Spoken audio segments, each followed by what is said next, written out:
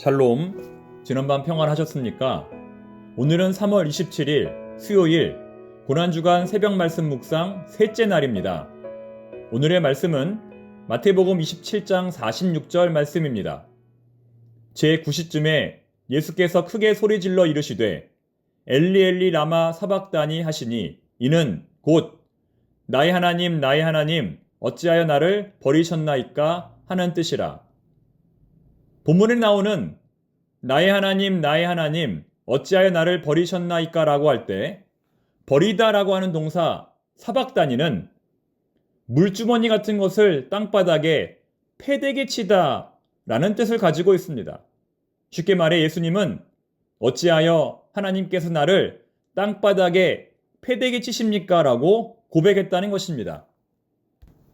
즉 예수님은 자신의 죽음에 대하여 자부심을 느끼신 것이 아니라 억울함을 느끼셨고 후회를 했다는 것입니다. 자신의 죽음을 억울한 사형수의 죽음으로 인식했다는 것입니다.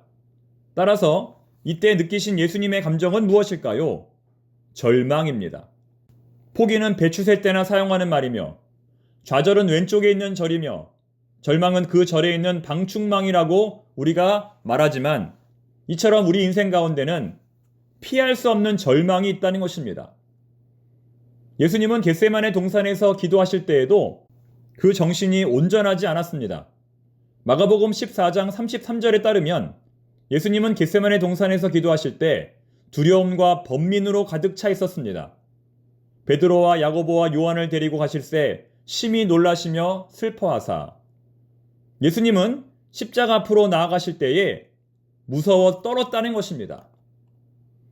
주기철 목사님의 아들 주광조 장로님의 간증을 들어보면 주기철 목사님도 7년 동안 고난을 받으실 때에 아무런 갈등 없이 용감하고 당당하게 고난을 받으신 것이 아님을 우리가 알 수 있습니다. 주기철 목사님은 자신이 강철투사가 아니라 연약한 약졸임을 솔직하게 인정하셨습니다. 그분은 갖은 고문이 한두 번에 끝난다면 이길 수 있겠지만 장기적으로 몇 년 동안 계속된다면 이길 수 없을 것이라고 말했습니다. 여러분, 이것이 우리에게 위로가 됩니다.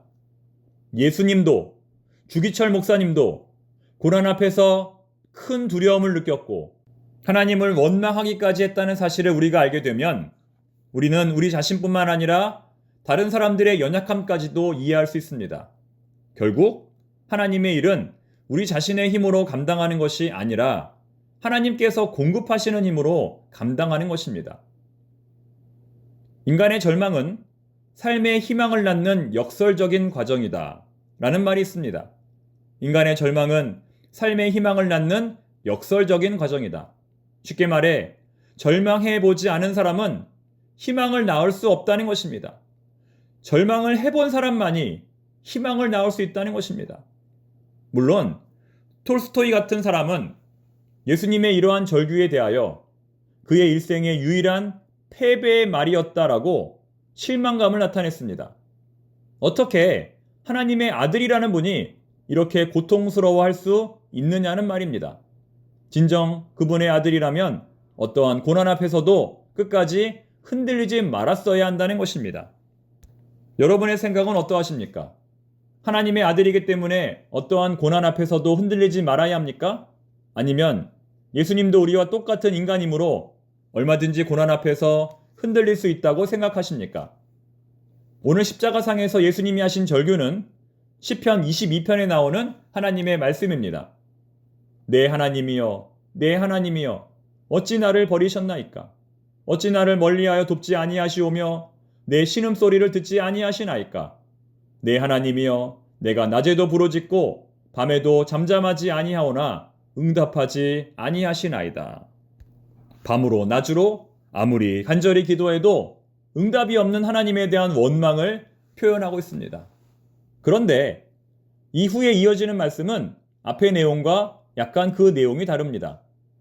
시편 22편 3절, 4절, 5절 말씀을 간단히 요약해보면 이렇습니다. 3절, 그러나 당신은 거룩하신 분입니다. 4절, 우리 조상들은 하나님을 신뢰했고 도움을 받았습니다. 5절, 그러므로 누구든지 주님을 부르는 자는 구원을 얻게 될 것입니다. 무슨 말입니까? 앞에서는 비록 하나님을 원망하며 절규했지만 뒷부분에서는 하나님에 대한 전적인 신뢰를 보이고 있다는 것입니다. 즉, 예수님이 십자가상에서 고백한 네 번째 말씀인 시편 22편은 원망과 탄식의 노래가 아니라 하나님을 향한 감사의 노래였다는 것입니다. 우리는 하나님께 왜라고 물을 수 있습니다. 하나님 왜 그렇습니까? 하나님 어떻게 이럴 수 있습니까? 왜 우리 가정은 이렇게 되었고, 왜 우리 자녀는 이렇게 되었고, 왜 우리 형편은 이렇게 되었습니까? 하나님 이것 때문에 마음이 낙심하게 되고 절망하게 됩니다. 그러나 그럼에도 불구하고 하나님을 여전히 신뢰하며 하나님을 찬양합니다. 이것이 바로 우리 신앙인들이 하나님을 향하여 던져야 할 질문과 답변이라는 것입니다. 우리의 모든 삶과 과정이 어떠하다 한들 그 결론은 하나님을 향한 신뢰와 찬양으로 마무리되어야 한다는 것입니다. 십자가는 인간이 져야 할 죽음의 운명을 예수님께서 대신 지셨음을 상징합니다. 십자가는 인간이 받아야 할 저주의 심판을 예수님께서 대신 받았음을 상징합니다. 십자가는 인간이 마셔야 할 진노의 포도주를 예수님께서 대신 마셨음을 상징합니다. 여러분, 이 땅의 모든 사람들 가운데 예수님만큼 억울한 사람이 또 있을까요? 그분은 하나님의 아들로 태어났지만 모든 인간들 가운데 가장 큰 고통을 받았습니다. 그분은 자기의 죄 때문이 아니라 다른 사람의 죄로 인해 죽었습니다. 한 번밖에 없는 인생, 이렇게 살다가 죽은 사람은 단 한 사람도 없을 것입니다.